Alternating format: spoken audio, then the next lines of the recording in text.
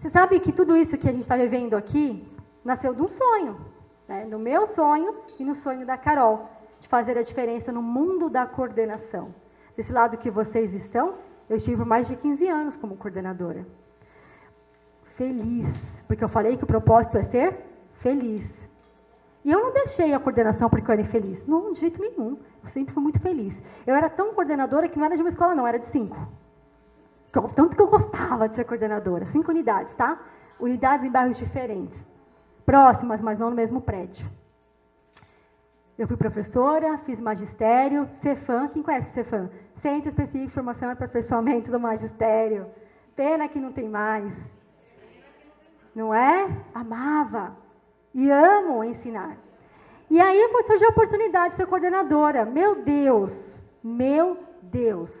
Logo eu que amo a sala de aula, amo ensinar, vou ensinar adultos, mas eu amo crianças. Aceitei o desafio, porque como eu sempre amei lecionar, então aquela sala de aula para mim, eu sempre quis fazer a diferença. Então eu vi algumas práticas de colegas, eu falava, poxa, pode ser melhor. Então se eu for coordenadora, aquilo que eu faço na minha sala, eu vou atender mais pessoas.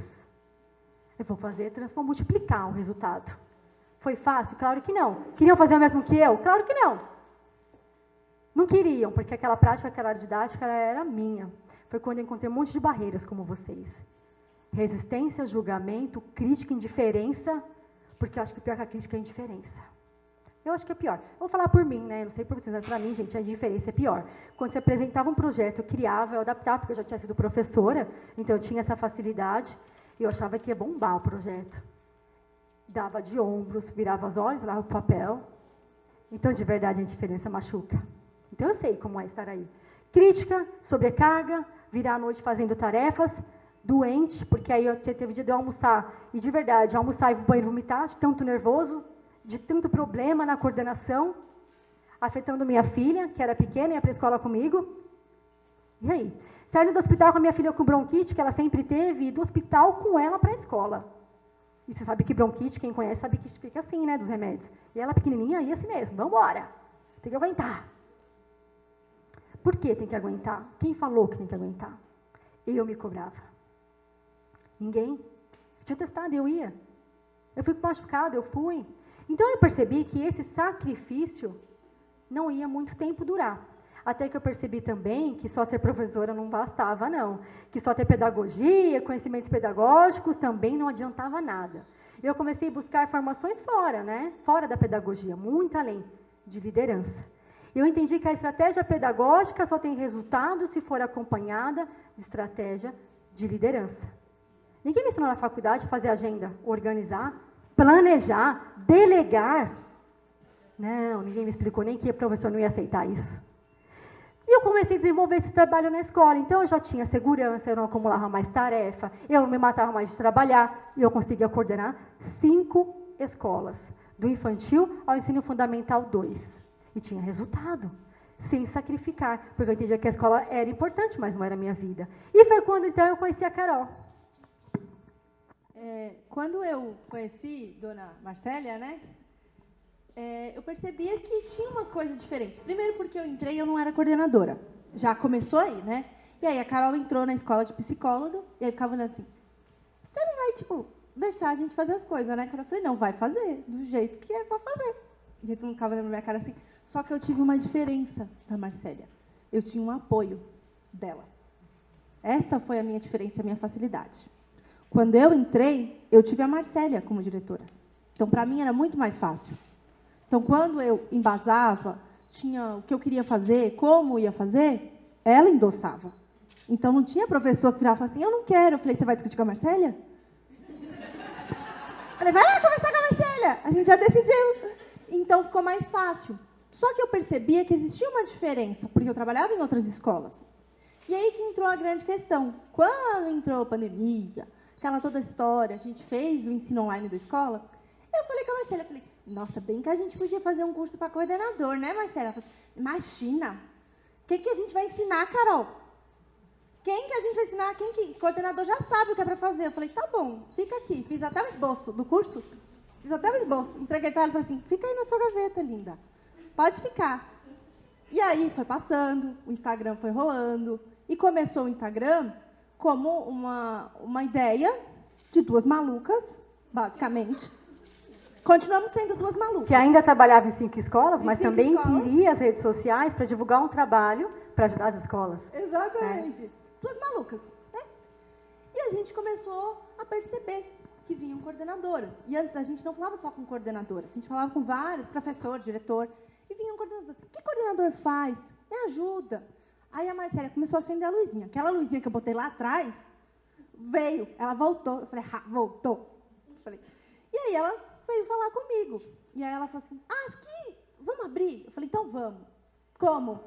Como, né? Então, o que eu pensava? Mas coordenadora todo mundo sabe o que precisa fazer, de verdade. Você sabe, você também sabe. A questão não é saber o que fazer, é liderar com segurança, com sutileza. Não é saber qual é o papel, porque o papel a gente sabe, o papel está lá nos documentos. Nós temos estratégias pedagógicas e eu acredito que vocês tenham até mais bagagem do que eu aqui. Outras formações e experiências. A questão não é o conhecimento pedagógico. Eu falei, já sei, Carol, o que elas não sabem e precisam desenvolver é a habilidade de liderar. Porque meu professor disse o seguinte, a Marcélia é que nem Bezetacil, dói, mas passa. Você precisa da injeção, do remédio. Eu falei, bom, tem funcionado, 5 unidades, onde eu entrei era só uma, fiz crescer para 5, então eu acho que a gente consegue dividir o que a gente sabe. Mas porque eu também percebi que sozinha eu não sabia, mas juntas nós sabemos, porque eu tinha a estratégia de liderança e a Carol tinha a estratégia pedagógica, humana, por ser psicóloga e psicopedagoga.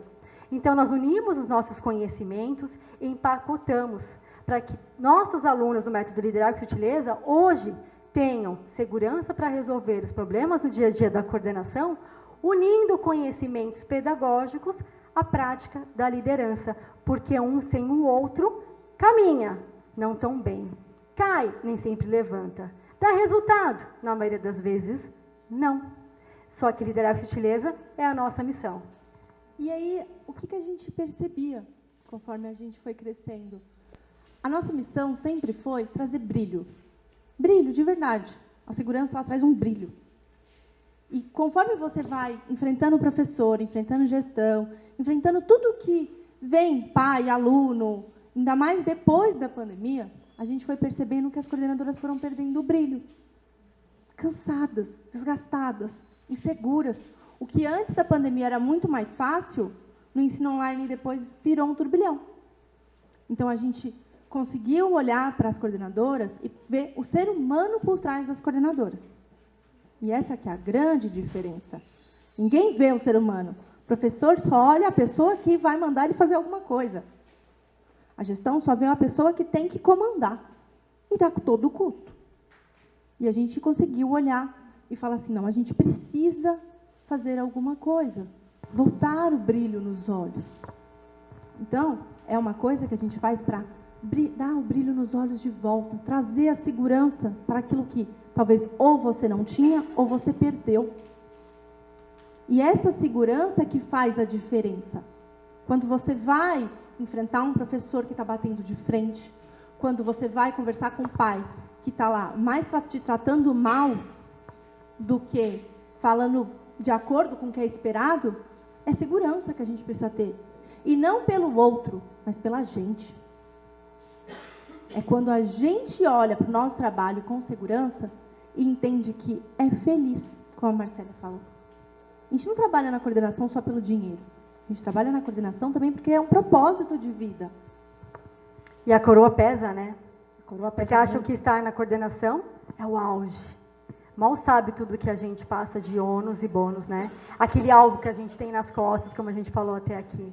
E esse é o nosso propósito. Hoje são centenas de coordenadoras pelo Brasil, diferentes contextos e também de experiência que hoje lideram com segurança. Não só tendo estratégia pedagógica, mas principalmente estratégia para liderar. Tão essencial e necessária, porque o conhecimento todas temos, mas colocá-lo em prática é uma grande questão e desafios para algumas pessoas.